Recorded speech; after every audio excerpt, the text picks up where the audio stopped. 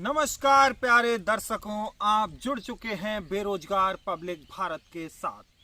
आज हम एक ब्रेकिंग न्यूज के बारे में चर्चा करेंगे। ब्रेकिंग न्यूज ये है, थाने के सामने सूसू कर रहे कुत्ते में किसी व्यक्ति ने मारी लात, वो हुआ फरार, अब तक उसकी नहीं हो पाई है गिरफ्तारी, थूकता है भारत। देखिए दोस्तों, इस चर्चा में हमसे जुड़ चुके हैं दो फोकटिया एक्सपर्ट, टुलटुल सिंह चड्डा और पेशाब सिंह जी। तो आज हम उस ब्रेकिंग न्यूज पर चर्चा करने के लिए सबसे पहला सवाल मेरा टुलटुल सिंह जी से है। टुलटुल सिंह जी, आप बताइए, सबसे पहले आपको 1 मिनट का समय, उससे ज़्यादा ना बोलें क्योंकि इतना हमारे पास भी समय नहीं है और देश के पास में भी समय नहीं है। थूकता है भारत। देखिए सर, पहले आप ये बताइए, आप देसी कुत्तों के एक्सपर्ट भी हैं, आखिर उस कुत्ते ने थाने के सामने सूसू क्यों किया? थूकता है भारत।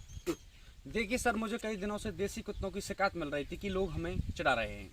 अच्छा, क्यों चिढ़ाते हैं कुत्तों को लोग? माइक के सामने बोलिए सर।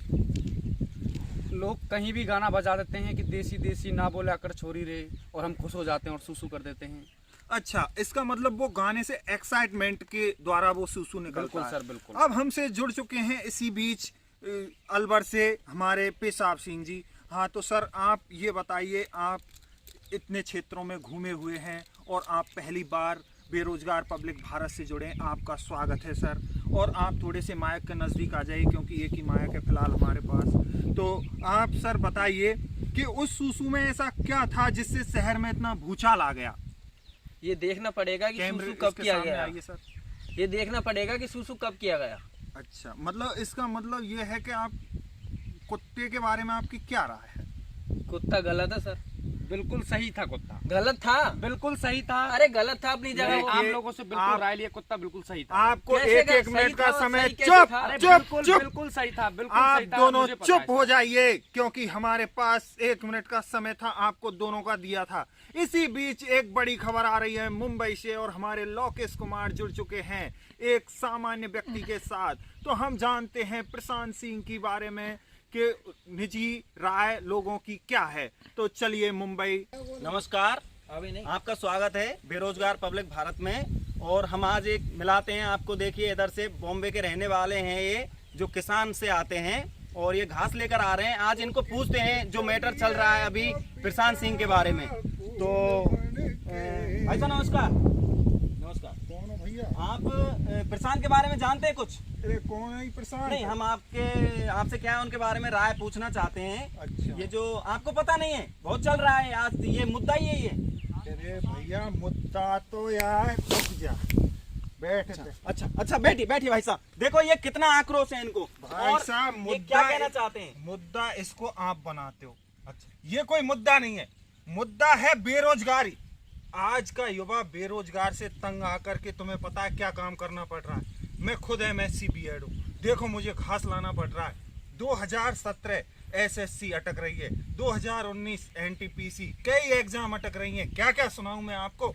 और बेरोजगार हत्या कर रहा है, आत्महत्या कर रहा है, उसके बारे में आप एक भी खबर नहीं चलाते। नहीं, बिल्कुल चलाएंगे सर, बिल्कुल। आपकी मतलब प्रॉब्लम बताइए कि सरकार के बारे में आपको आक्रोश है। देखिए इनको कितना आक्रोश है। भाई साहब, एग्जामों के इंतजार में बच्चे हो गए प्यार में, घास लाना पड़ रहा है बीवी के अत्याचार में। आपको क्या पता है मुझे कितना काम करना पड़ रहा है? और इसीलिए मैंने ये काम किया था, क्या ये घास लाने का। इसको तो मैं अनपढ़ भी कर सकता था। आप थोड़ा आराम से, करोड़ों आराम रुपए से। खर्च। देखो ये करोड़ों कितना रुपए आक्रोश है खर्च सरकार के किया। बारे में इनको। और सरकार के लिए इनकी सुनती नहीं है सरकार। लेकिन ये प्रशांत जो है, प्रशांत के बारे में आप क्या जानते हैं? इनके बारे में राय बताइए अपनी। देखो भाई साहब, प्रशांत को न्याय मिलना चाहिए, ये हम भी चाहते हैं, लेकिन ये नहीं कि दिन भर ही प्रशांत। भाई, इस देश में 35% युवा भी रहता है, उसका दर्द भी आप दिखाया करो। ये कोई पर्सनली मेरा मुद्दा नहीं है, ये सैकड़ों युवाओं का मुद्दा है। उनके माँ बापों ने उनके ऊपर करोड़ों रुपए खर्च किया है, उनको पढ़ाया लिखाया, कोचिंग कराई। बिल्कुल सर, हम आपकी बात को उठाएंगे और आप उठाएंगे नहीं भाई साहब, चलाएंगे। देखो ये कितना मतलब सरकार के बारे में कह रहे हैं और सरकार सुनती नहीं है, इनका ये कहना है। और आज हम आए थे इनसे ये पूछने के प्रशांत के बारे में जो ये चल रहा है, बड़ा मैटर चल रहा है इसके बारे में, लेकिन ये अपनी प्रॉब्लम बता रहे हैं, ये कितना परेशान है। भाई साहब, प्रॉब्लम सबसे बड़ी है बेरोजगारी, उसके ऊपर भी आप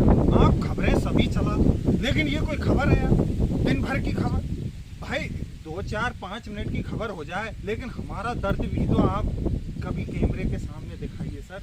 अच्छा। क्योंकि इस युवा का अगर गुस्सा फूट गया ना तो भाई साहब अगले चुनावों में ईंट से ईंट बच अच्छा, जाएगी। अच्छा। आपकी जमानत जब्त करा देंगे ये युवा। इसलिए युवाओं पर भी आप ध्यान दो। आपने जो चुनावों के समय पे जो वादे किए थे, मेरे सरकार से यही कहना है कि उनके ऊपर भी अमल किया जाए।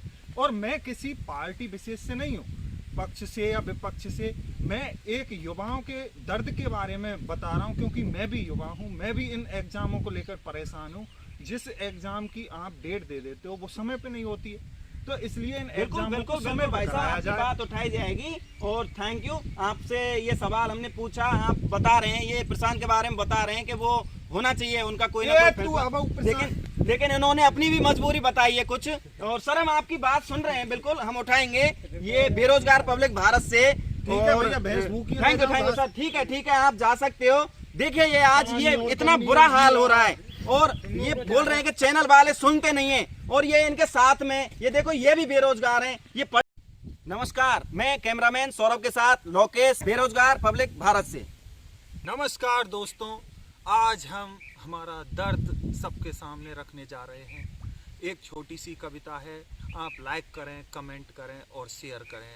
धन्यवाद। झूठे सपनों में जीना क्यों सिखा रही सरकार, ईंट से ईंट बजा देंगे हम।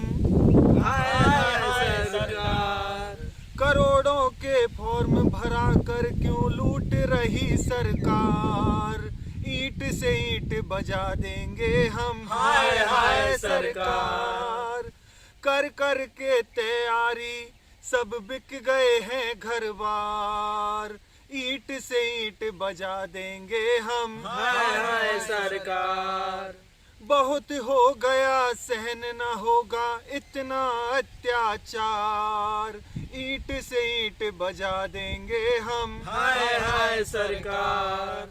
सरकार हमारी बातों को थोड़े दिल से समझे, क्योंकि हमने सरकार का हमेशा साथ दिया है और इसीलिए हमने सरकार को वोट दिया कि वो हमारा दर्द समझ सके। लेकिन सरकार को हमारे दर्द की कोई फिक्र नहीं है, इसलिए हम ये चाहते हैं कि ये बेरोजगारी भी एक मुद्दा बने मीडिया और सरकार के लिए।